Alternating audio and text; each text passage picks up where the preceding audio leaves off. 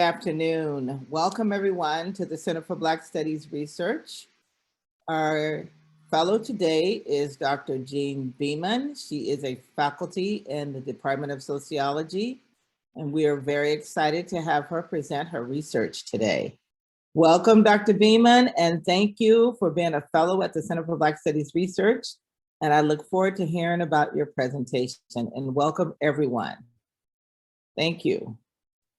Great, thank you. Let me go ahead and just share my screen.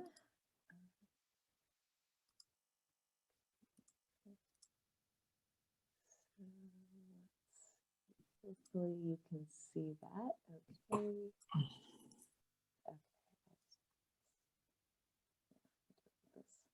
Okay, well, thanks everyone for coming. I know there's like a billion different Zoom options, so thank you for picking this one. I want to thank Dr. Tediga for the support and also the Center for Black Studies Research for supporting this research, as well as my amazing research assistant, Macy Lights, for doing a lot of the work that's undergirded this project. Okay, so I'm going to go ahead and just dive in. All right, so the title of my talk is Making Black Lives Matter in France.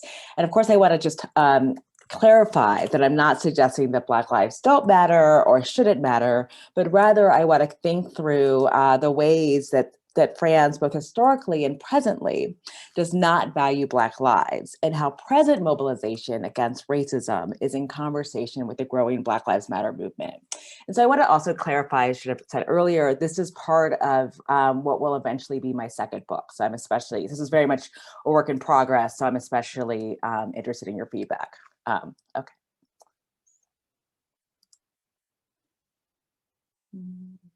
Okay, so hopefully the slides are going okay, and if they're not, someone can send me a note, because that's like my ongoing paranoia about these things.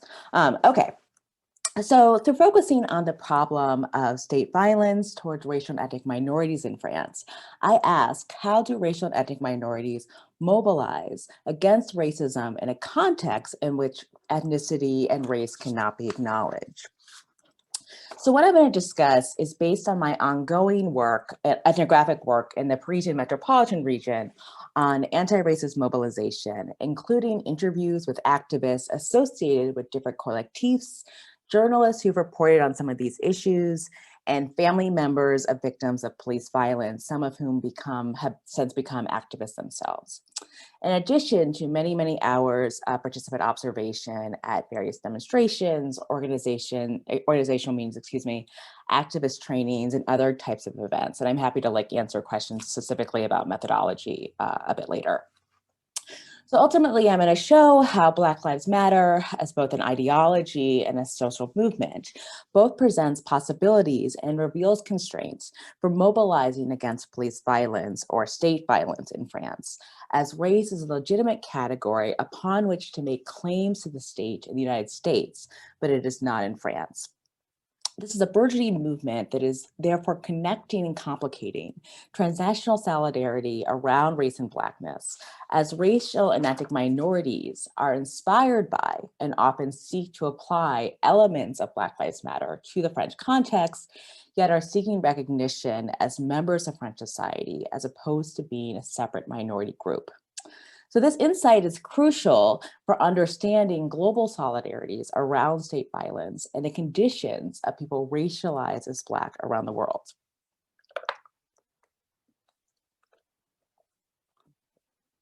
Hopefully these slides are working. Okay.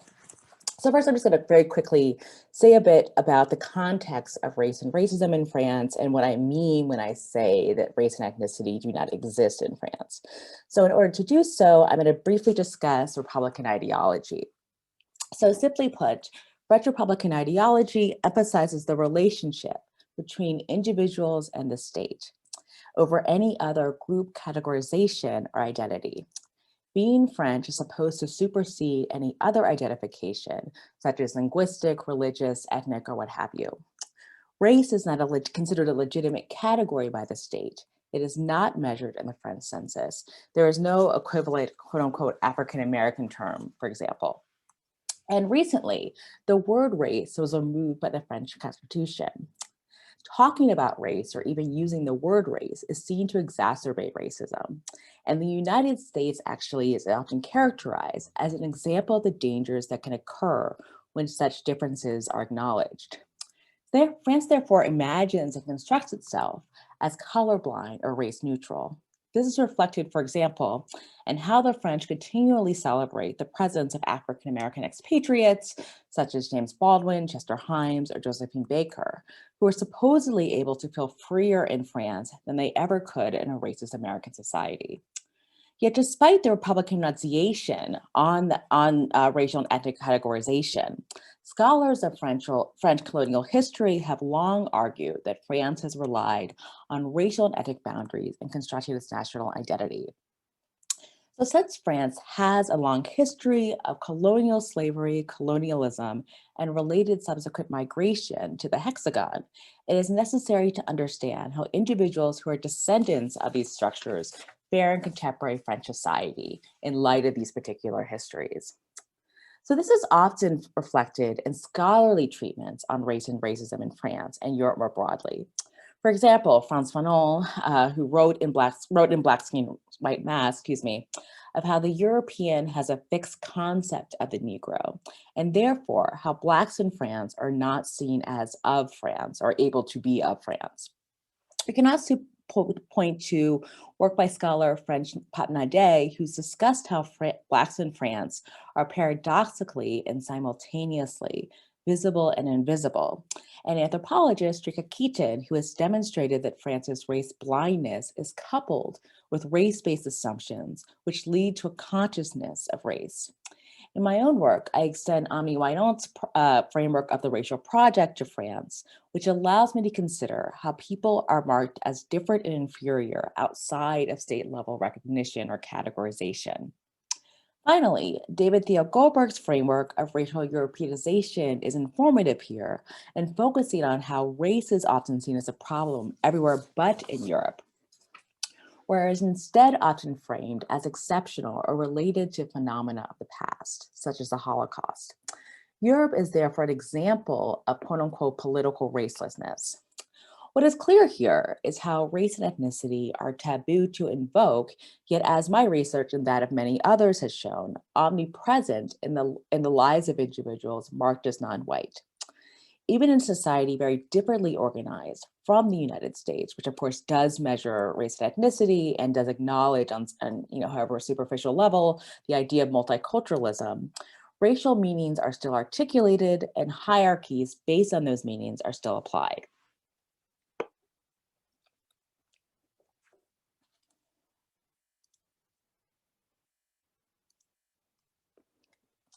So by using the term state violence, my focus here is not just on police violence or deaths or brutality by the police, but also on the myriad ways that the state is involved in the systematic devaluing of certain individuals. So French anthropologist D.A. Fasson has argued that the police acts as an agent of the state to maintain racial boundaries in the absence of a state-level categorization. So in recent years, there has been growing attention to the quote unquote tense relations between police and racial and ethnic minorities, including hyper-surveillance of these minorities, some of which leads to death. French political scientist Fabien Jobard has demonstrated how the contrôle d'identité, or sort of identity checks by the police, target quote unquote visible minorities. Anthropologist Paul Silverstein has argued that these identity checks are a kind of a citizenship surveillance in which a quote unquote second order citizenship is continually maintained and reinforced.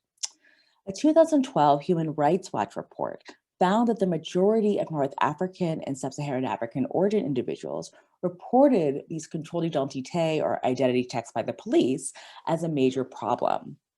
They are 6 to 8 times more likely than whites to undergo these pat-downs. As to actual deaths by the police, estimates vary widely, and I can talk a bit more about this during the Q&A, but one estimate states that about 10 to 15 deaths per year in France are due to the police. So one example of this violence was manifested in the fall 2005 banlieue uprisings throughout France.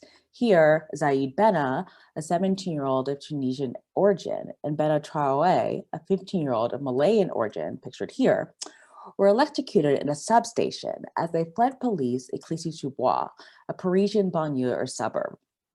They are apparently trying to avoid the constant identity checks by the police, which I just mentioned. So outrage about their deaths led to uprisings throughout France, which lasted several weeks. Then President Jacques Chirac declared a state of emergency, and then Interior Minister and then later President Nicolas Sarkozy called the individuals involved in the uprisings racailles or scum, suggested cleaning the streets of the banlieue with a crashier, which is a brand of a high-pressure water hose. So the police officers involved in the deaths of Zaid and Benna were cleared of all charges related to their deaths over a decade later. So while these uprisings received much national and international media attention, and by that I mean lots of images of cars and buildings on fire, what was often missed was how the deaths of these two ethnic minority youth were sort of the precursor to these uprisings, and these deaths due to hypersurveillance by the police, which are therefore an example of state violence. So in my ongoing ethnographic work, and I say ongoing because obviously there's a global pandemic, many of my interlocutors have mentioned how important this 2005 moment was for driving them to become activists, specifically as many of the conditions that led to the deaths of Zaid and Benna have not changed. These events cannot be considered outside of the broader exclusion of non-white individuals throughout France. Zaid and Benna become, as French activist and journalist Rokhaya Diallo has termed, quote unquote, sacrificed children of the Republic, as they are but one example of the failures of French republicanism to fully include and incorporate all of its members.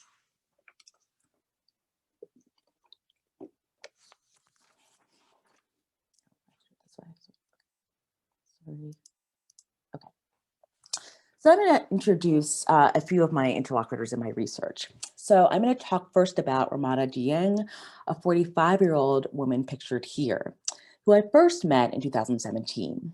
So on June 17th, 2007, her brother, Beaman Dieng, a 25-year-old of Senegalese origin, but was born in France, died following a struggle with multiple police officers in the 20th arrondissement, not far from the famous Père Lachaise cemetery.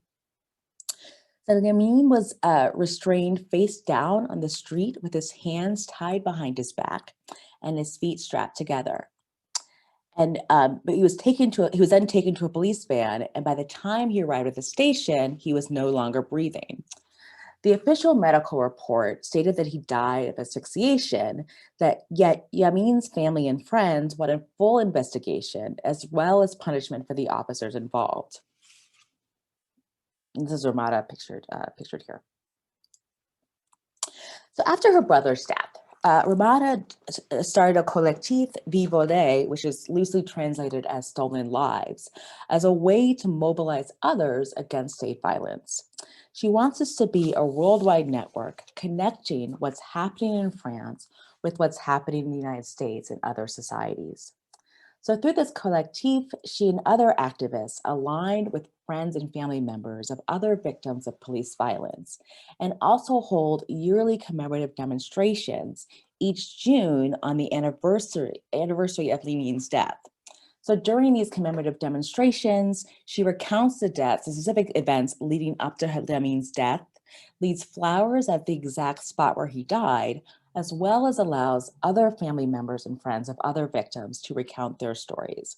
And this photo is from a demonstration I was part of in the 2017 demonstration, which was then the 10-year anniversary of Yamin's death.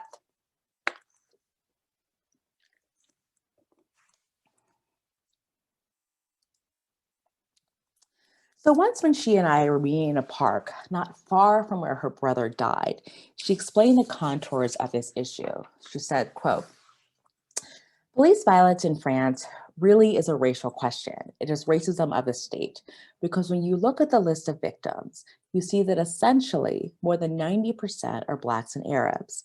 The remaining 10% are activists or militants, Roma, and what we say in quotation marks as accidents. Whites only die by accident because they are not targeted. They are not the profile.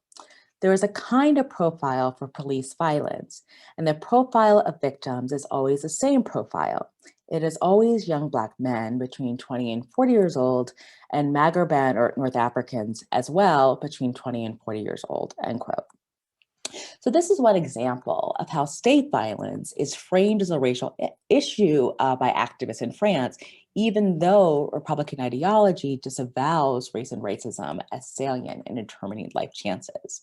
And this image on my right is from a poster for a demonstration for Levine's death in 2015. And hopefully you can see the reference to Malcolm X and the connections between Ferguson and Baltimore, which I'll talk about shortly.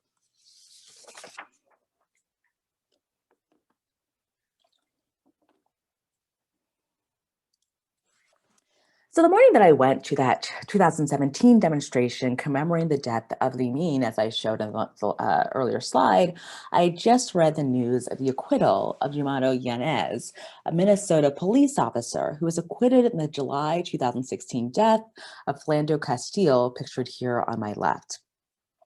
Castile was a 32-year-old Black American who worked as a school nutrition worker and was pulled over as he drove with his girlfriend and 4-year-old daughter. His girlfriend captured the aftermath of the shooting on Facebook Live. As I participated in the demonstration for Lamine Dieng, as well as the other victims in France, I thought about the parallels between state violence in both societies. And I was not the only one thinking about these connections. The death of Michael Brown, pictured on the right, in August 2014, received much attention by anti-racist activists and others in France. After Brown's death by Officer Darren Wilson in Ferguson, Missouri, and a grand jury declining to indict Wilson in Brown's death, residents and others protested in response to the lack of indictment, as well as to the often quote unquote volatile relationship between Black Americans and the police. At the time, one officer was overheard referring to the protesters as quote unquote fucking animals, which I think is reminiscent of Sarkozy's rhetoric during the 2005 Banlieue uprisings.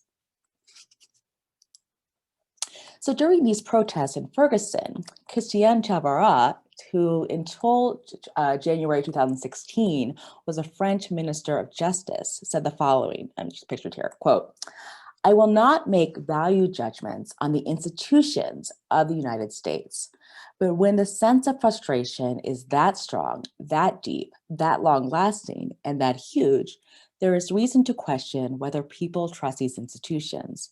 You realize that somehow it only happens to the same people, Afro-American kids," end quote. Yet I think Tabarot's statement here also applies to racial ethnic minorities throughout France. Many of the images of the protests in Ferguson reminded me of the images circulating in the media following the 2005 uprisings.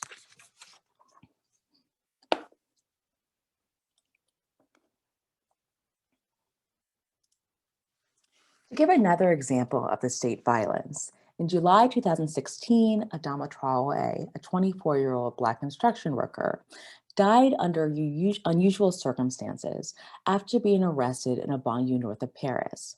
The police first claimed that he had died of a heart attack and then later said he had a severe infection. So Asa Traore, pictured here under a photo of her brother, is his 32-year-old sister and is leading the movement for justice for Adama. Since his death, which one American media account termed quote unquote Francis Ferguson, there have been numerous demonstrations demanding justice for Adama Traore, including one every year on the anniversary of his death. And this photo here is from one such demonstration in 2018. So Asa and her family are alleging lack of assistance and willful neglect by the police as both contributing to his death, especially since he was so young when he died and also had no chronic health issues. Before her brother's death, she was working as a teacher's assistant in a banlieue north of Paris. Asa has since written 2 books, the sales of which she uses to seek justice for her brother. This includes paying legal fees for 4 of her other brothers. She has 17 total siblings who have been in jail in various periods since Adama's death. She has stated publicly that her family has been under attack ever since they contested, under attack by the state, ever since they contested the official explanation for Adama's death. So also regularly gives talks about police violence and her brother's death, not just in France, but all over the world, and has received support from various celebrities, including French rapper Maccabi and activist and scholar Angela Davis. As she explained to me when we first met in 2017, she sees this cause as not just about justice for her brother, but for all forgotten populations in France, including residents of the quartiers populaires, or working class neighborhoods, both in the city and the suburbs, who know the police only as a quote unquote invading force.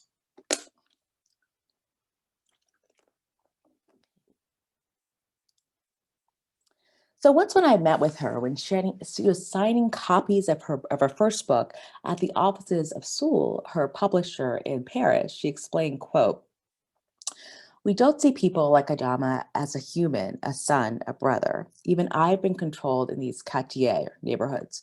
What's happening is France is having an identity crisis. It wants to suppress differences, but you can't do that," end quote. Asa's point, I think, is also interesting here for speaking to the tensions inherent in French republicanism, as some differences are seen as meaningful and others are not.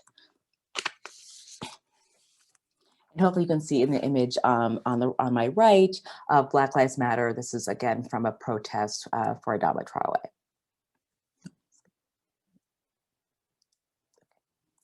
So as I've alluded to earlier, part of this ongoing anti-racist movement involves transnational conversations with struggles for Black liberation worldwide, including Black Lives Matter and the US civil rights movement as shown here. And then of course in my title slide with the poster of Black Lives Matter Paris. So this is in terms of the sort of iconography, posters,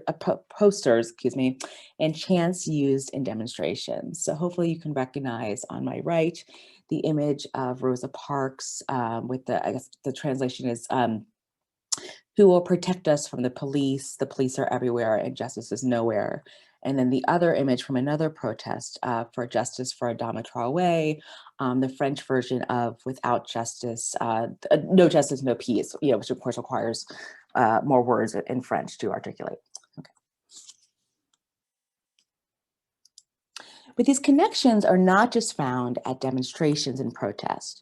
For example, Ferguson in Paris, which is a collective I'm also doing ethnographic work with, connects incidents of state violence against Black Americans with similar incidents in France through campaigns on social media and demonstrations.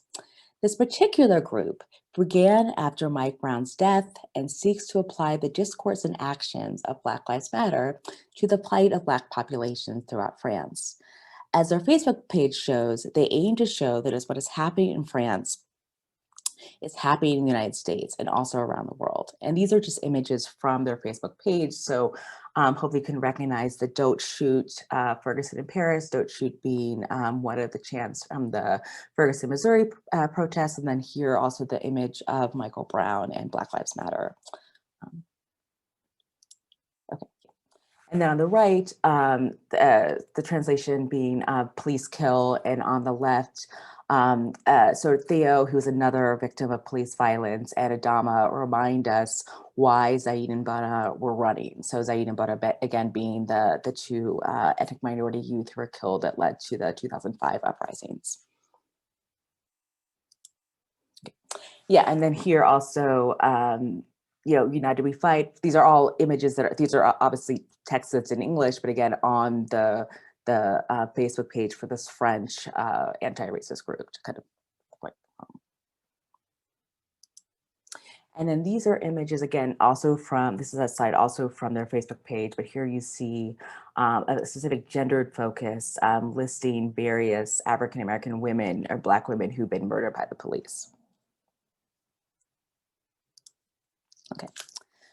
So as one of the founders of Ferguson in Paris, Mamadou, a 32-year-old of Malayan origin who grew up just south of Paris, explained to me, quote, "Part of the reason I chose the name Ferguson in Paris is to show Ferguson, Paris, the same. It's the same thing. The contexts are not the exact same, but the pressure means are the same. These are the people who never receive justice," end quote.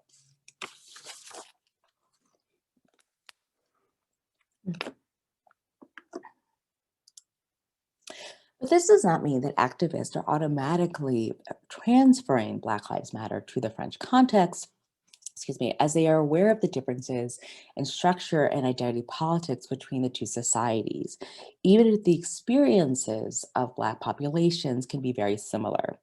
So it's also explained to me what's, quote, "Black Lives Matter is difficult to do here. You can't even say the word noir, which is Black. And all of these issues are related, undocumented immigration, etc. So we can't have a subcategory of Blacks. We can't say that undocumented immigrants are not ours, that they are not related," end quote. So I highlight ASA's understanding of Black Lives Matter here to illustrate that while activists or anti-racist activists in France are undoubtedly paying attention to what's happening both with police violence in the US and the activism against that violence, they are not neatly applying Black Lives Matter to France, partly because they understand the sort of complications and different constraints and ideas in terms of what it means to be Black and sort of what this political project is.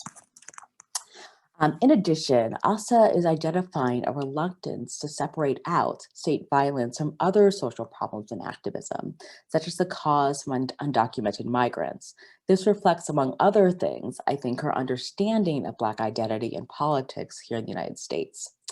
And this photo is from a community event sponsored by Ferguson in Paris. And these two individuals are actually African-American activists from St. Louis who came to Paris to discuss their experiences being involved in Black Lives Matter and the protests in Ferguson after Michael Brown's death.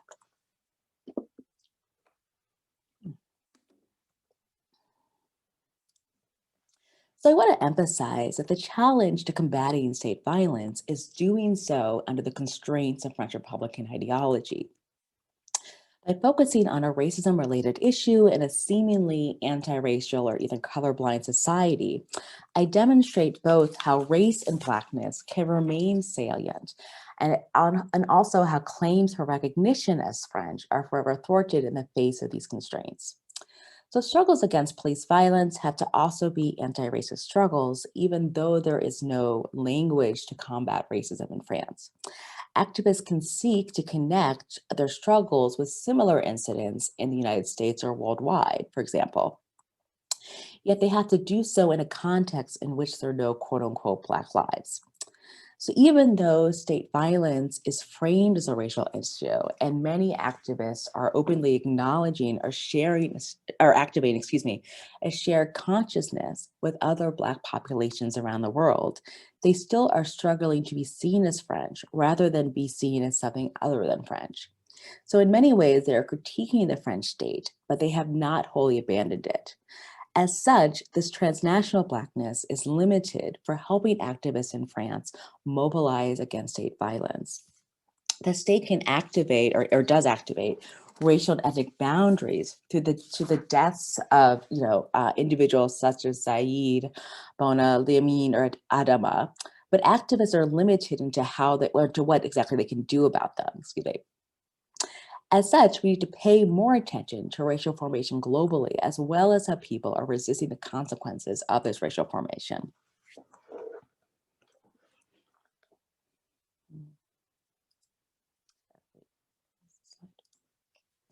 So finally, I'd be remiss if I didn't mention both the death of George Floyd by police officer Derek Chauvin almost a year ago, and how that was also invoked in various demonstrations against state violence in Paris last summer, as these images indicate.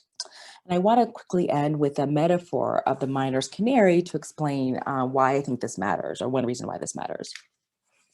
So civil rights scholars Lenny Guinier and Gerald Torres use this metaphor to refer to the conditions of Black Americans as quote, "their distress is the first sign of a danger that threatens us all." It is easy enough to think that when we sacrifice this canary, the only harm is to communities of color.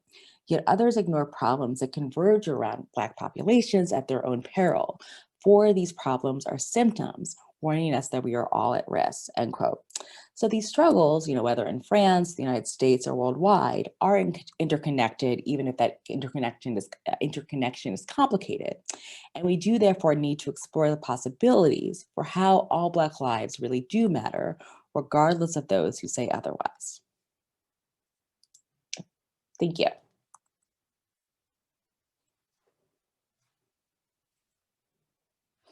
So I will stop sharing. Okay, thank you so much. That was an amazing presentation. I appreciate that. So I guess now it's time for questions from the audience. And what I would say, I think the best process, so that way Dr. Beaman is in control of her questions that she's been asked, is to raise your hand. So if you could just raise your hand and she'll note that you raise your hand, and then she can respond to your question. Thank you so much. That was a great presentation. Thank you.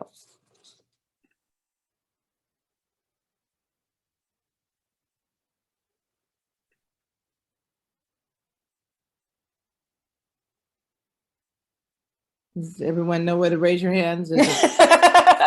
Don't be shy. It's a reaction button.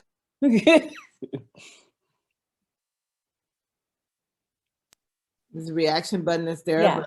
Yeah, yeah, Kum. Thanks. I wanted to ask this later, but I might as well ask it now. Just leave it for later. Okay. I had to join the talk late, and I thought you said that it's hard to talk about racism or anti-racism in France.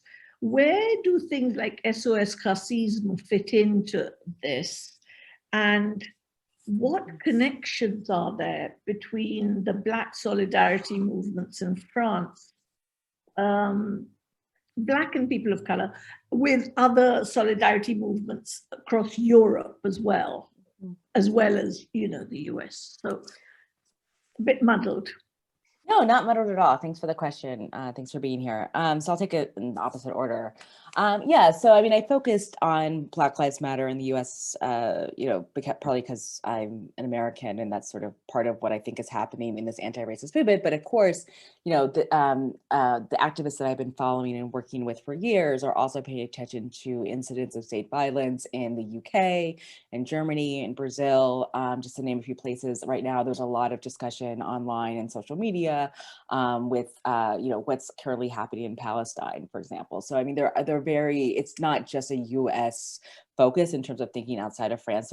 This really is a global phenomena that they're sort of paying attention to just simultaneously assert that what's happening in France is sort of part and parcel of what happens to Black populations around the world, but they're also but at the same time, saying there's something very specific to the French context, which I think leads me to answering the first part of your question about SOS Racisme.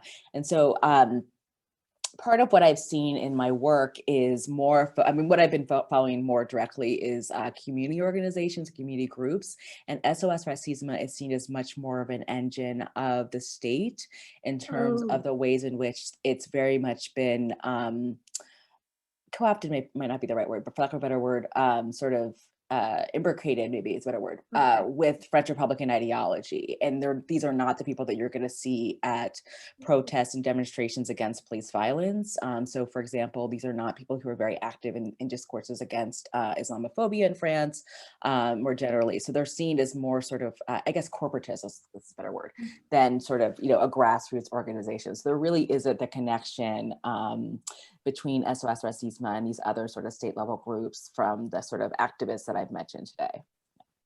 Okay, thanks. I'm out of date. No, that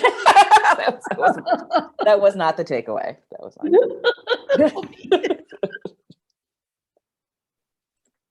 But seriously, though, I think to your point, though, I think it's helpful to think about these anti-racist movements in terms of different waves, right? And so I think the present wave, makes groups like SOS Racisme less relevant because because they're just not doing the work, essentially. So it's not out of date, you're just at a different date. No, right. No. Yeah, but thank you for the Put question. my thoughts out loud. Yeah. Great.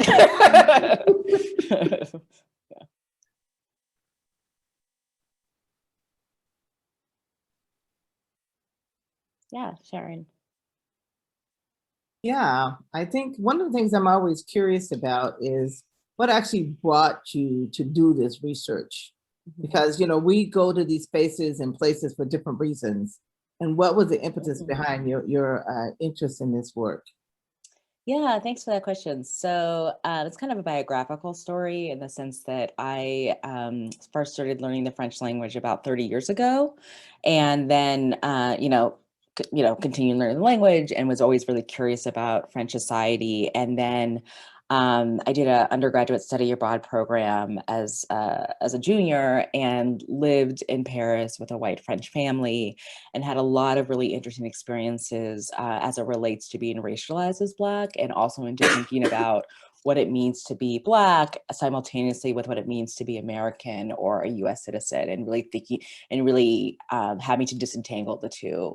And then so that was sort of a kind of something that's just like was a kind of a longstanding interest, but then I also got really interested in the sort of long history of African American expatriates to Paris specifically, and thinking about kind of the ways that that sort of history is deployed just to argue that France is not a racist society, or that Paris specifically is not a racist, is more of a cosmopolitan, not racist city. And then, so that's sort of kind of where I came into when I was in graduate school. I was sort of also really interested in issues of migration and the intersections between race and migration. And just, so my first book, which was a revision of my dissertation, was focusing on, children of North African immigrants, because there was more research at the time on, recent migrants to France and less research on people who were racial and ethnic minorities who were born and raised in France and sort of had this kind of are attached to France's colonial history.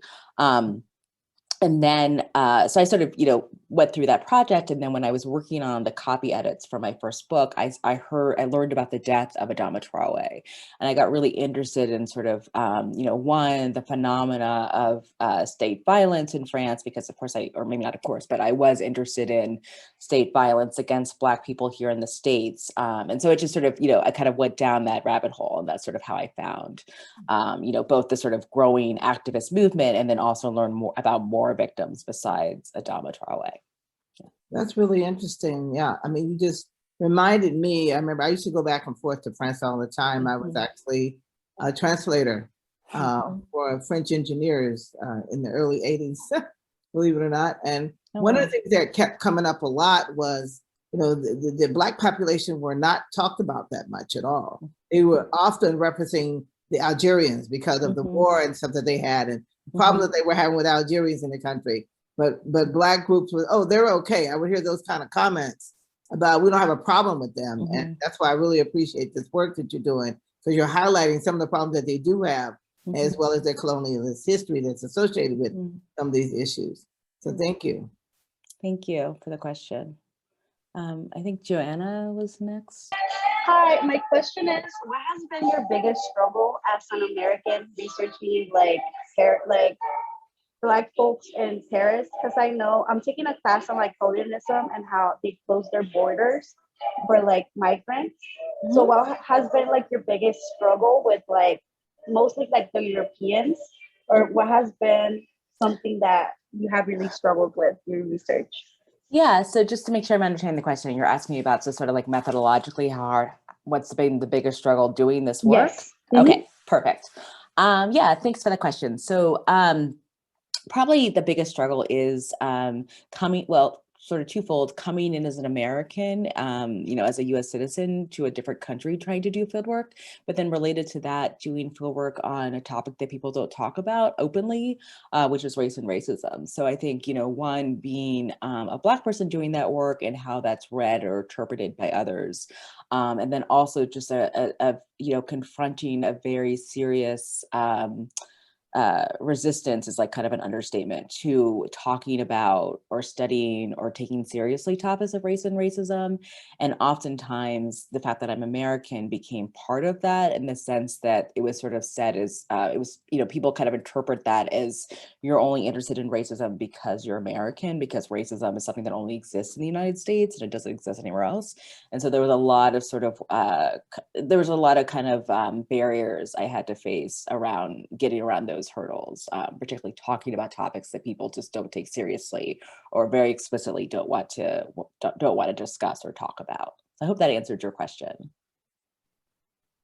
Yes, you did perfectly, because they try to hide like that part of their country. So thank you so much, and thank you so much for your work. It needs more like recognition. Thank you so much. I think Sophia was next. I hope I got that right.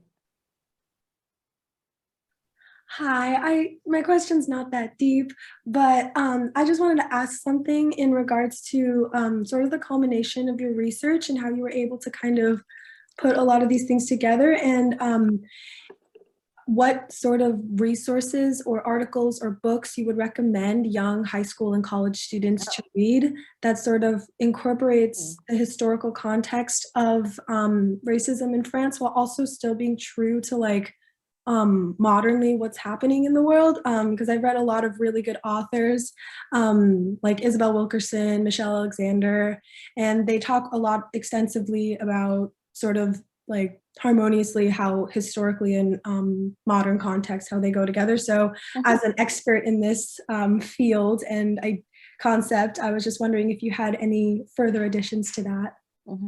Yeah, well, first I'll say that's a very good question. So you should have undersold your question. But yeah, so I mean, I'll say like my first book, I'd recommend that, just to be kind of self-serving, but this is my talk. But the other thing, but I also would really suggest the work of Rakaya Diallo, who's a French activist. She right now has a column in the Washington Post, and she writes, you know, very presently and historically about sort of the ongoing ways that racism is manifest in French society, and as well as the sort of silences, the way that it's silenced. And I think she does a really, really good job translating kind of the messiness of French racism to a sort of, for lack of a better word, like lay audience. And so she's also super active on Twitter and social media more generally. So I think her stuff is very digestible. And so I would definitely recommend that as well. So thank you for the very good question. Leonard, and then I think Jordan. Yeah, first of all, thank you very much, Dr. Beaman. I'm coming from France and Guadeloupe, so it's every time it's amazing to see someone from the US addressing all those questions, since we need to translate, right, all those different issues and to think transnationally. So I have a double question for you. Okay. The first one is the impact of the terrorist attacks actually in the narrative today, and maybe if you could get some access, some information because of being American around this trauma that is really hard to actually speak about in the French context. And the second one is the intersectional reading that you're providing us with the stepping up of Black women in the movement, which needs to have their voice more amplified because they are pretty much like made invisible in the French mediascape. So how much maybe that positionality as a Black woman would also help to somehow amplify the voices and to reflect the challenge within our activist communities to integrate much more like women, queer, and even non-binary activists as such. And thank you once again very much for your work. Yeah, thanks so much for more excellent questions. I appreciate it. So yeah, so the terrorist attacks, so I think just to make sure I understand your question, are you asking about like my access as an American to that kind of information, or the relevance of, you know, French terrorist attacks for sort of what I'm talking about, or something else? I guess it comes together. It's just like in France, we don't really speak about that. And I would be interested, you know, that maybe coming from abroad, that it's easier to raise the issue. Yeah, that's really interesting. I haven't, I mean, so yeah, so a couple things. Absolutely, the sort of, especially in recent years, the terrorist attacks and sort of what the terrorist attacks have legitimated by the state, and sort of the sort of state of emergency, and sort of the heightened police presence in general, it's just like supposed to ostensibly colorblind, but that of course isn't. I think it's definitely sort of the background for much of the work that I'm talking about, or much of what I think is happening in France. So that's one answer. The second answer, I hadn't thought so much about my own positionality as a US citizen studying these issues. I mean, it's interesting because I think think when I talk about my work in the state, I mean, obviously I'm talking about my work in the States right now, but like sometimes when I talk about my work in the States, I think there's definitely a perception that, well, one that, terrorism has only gotten worse in France, and sort of the issues that I'm talking about are not racial issues, but actually issues of sort of, radical Muslims taking over France and much of Western Europe, or much of Europe. And so I think that that discourse, I don't know, that's really, yeah, I hadn't thought so, I'm sorry, I'm just sort of kind of giving you a scattered answer, because I haven't thought about so much about my own identity as it relates to that specific piece. I've more thought about it in terms of like how it provides a context for what I'm seeing, right? But I think, so you've given me something to think about. But I do think there is a sort of, there's a global Islamophobia that's also playing into what I'm talking about as well. So it's not just Islamophobia that's in France, but also Islamophobia that's, that's obviously in the United States and around the world. And, so that's one thing. And then, it's interesting too, because I identify as obviously I identify as a Black woman, and that's very much part of my work, which I'll get to in a second with your second question. But at the same time, I'm not Muslim, and so it's again so sometimes those kind of things come up in interesting ways. So I'm not, so maybe I can follow up with you later specifically about that, because I think I have to think more about exactly my identity as it relates to the terrorist part of it. But the point around the Black women thing, absolutely. I mean, I think, other scholars here based in the United States are focusing on state violence and activism against state violence around the world, have sort of emphasized the ways that, we can't just center Black men as victims or as activists of this movement. And another way of thinking about that is not just the sort of who are the activists or the forefronts on this movement, like the people I mentioned today, but also sort of thinking about the collateral impacts on families when people are killed, right? And so, it's then becomes, even if someone's not doesn't identify as an activist, as I'm identifying them here, they're the sister, or they're the female cousin, they're this, great aunt, et cetera, right? So they're sort of thinking about I think it's important in the sense to think about state violence as something that it's not just the actual victim, but attacks whole communities. And so in that sense, I think that's kind of where I'm trying to come in with the sort of intersectional framework around thinking about that, not just sort of just focusing on the victims.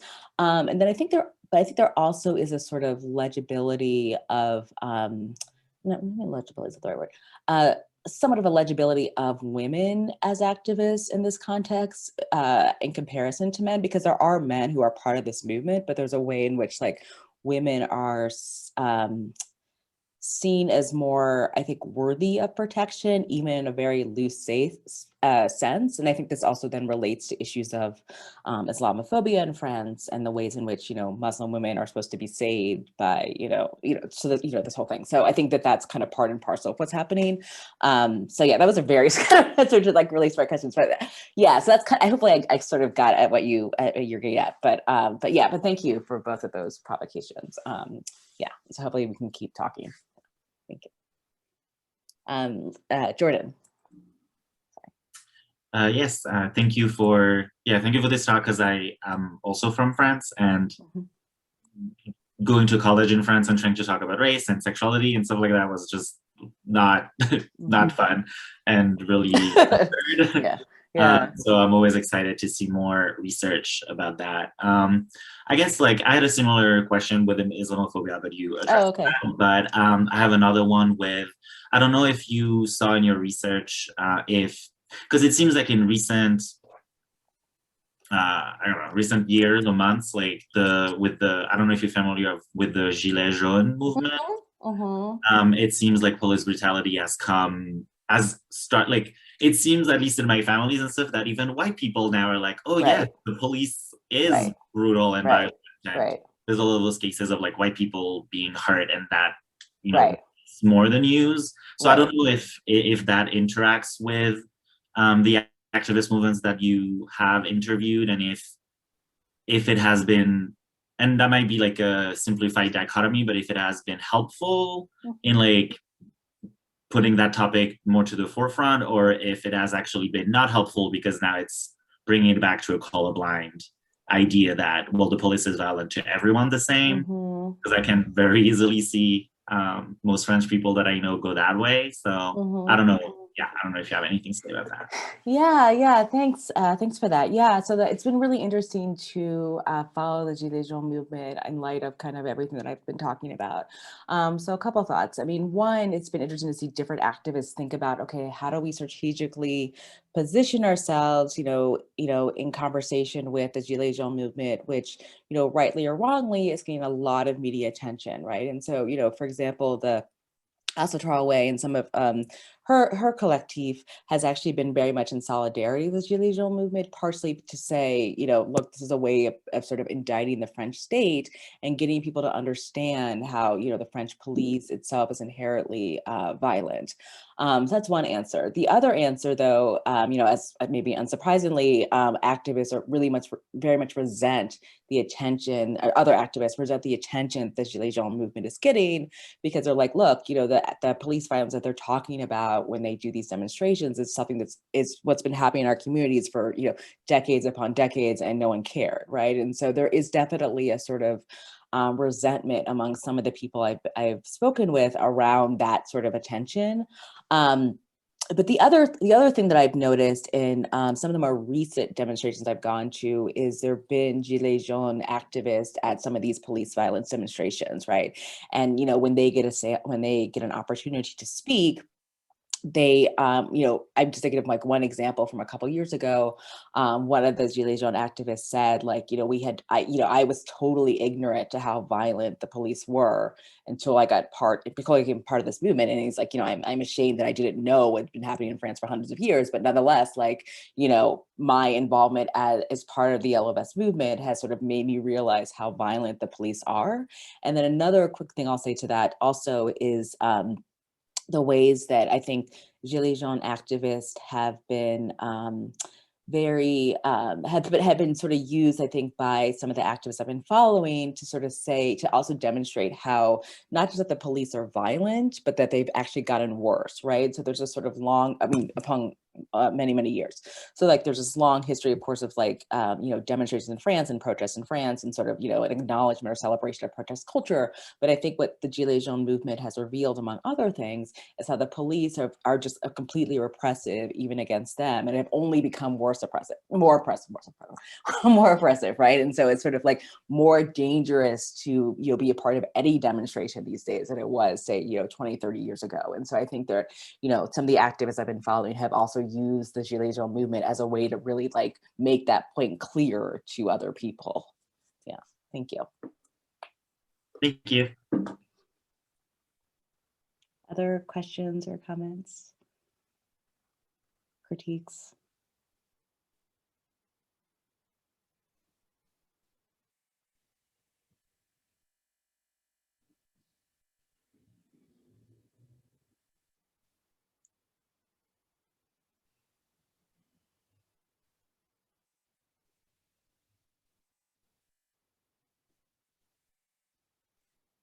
Well, I guess maybe people have exhausted their questions for the Zoom interface.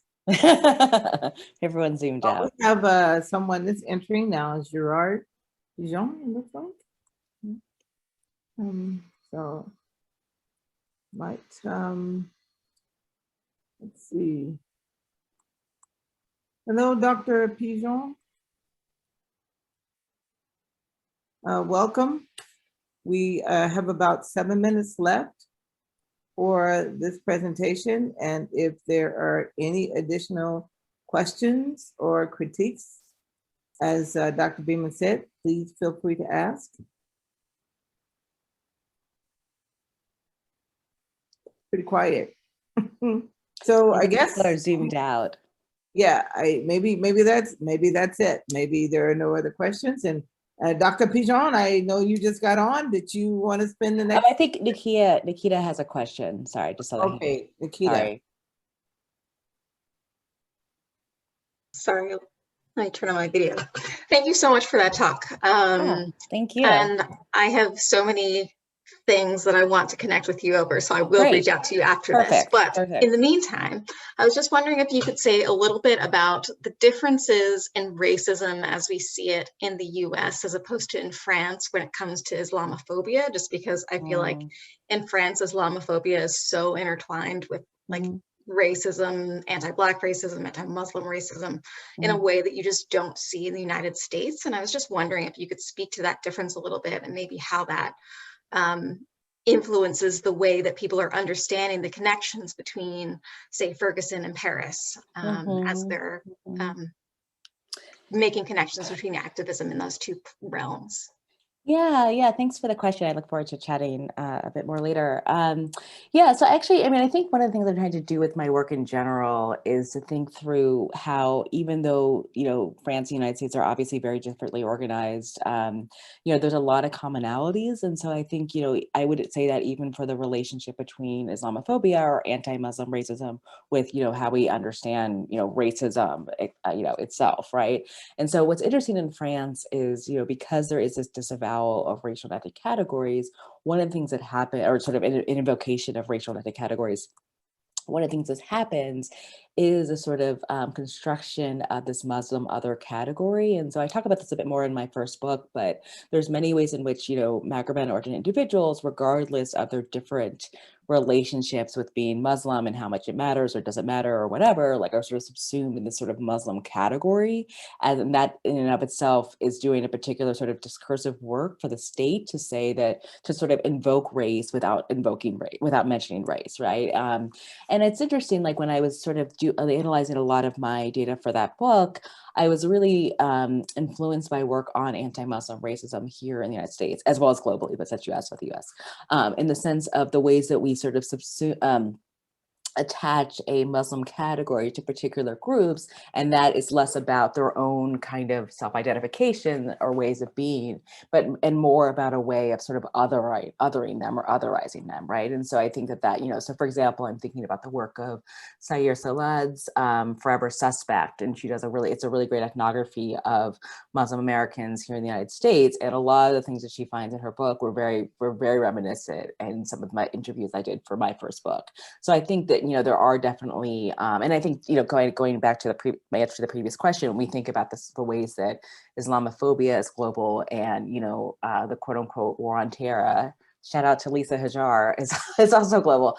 You know, I think that then it also kind of like, you know, there's less distinction in that sense between France and the US. And I think, you know, yeah. And so like another way of thinking about this, for example, is just the Charlie Hebdo massacre and the ways in which Jersey Charlie could become, you know, not just something taken on by the United States, but globally, because, you know, France is, you know, representing, you know, quote unquote Western values in the face of terrorism, in the face of radical terrorism, et cetera. So I actually think there's like more commonalities between these two countries as it relates to Islam and racism than there are differences. Yeah. Thank you. Thank you.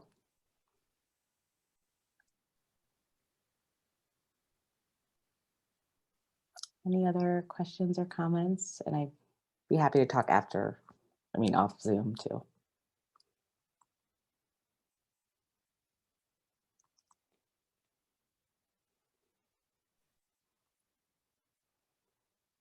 Okay. Well, it looks like we can wrap up this particular talk since there are no more questions. Again, thank you so much for presenting this fascinating research. And thanks so much, everyone. And thanks for the really great questions. Yeah. And thank you again, Dr. Tediga, for the opportunity. Thank you, Dr. Beaman, and everyone have a good afternoon. Okay, bye everyone. Thanks again.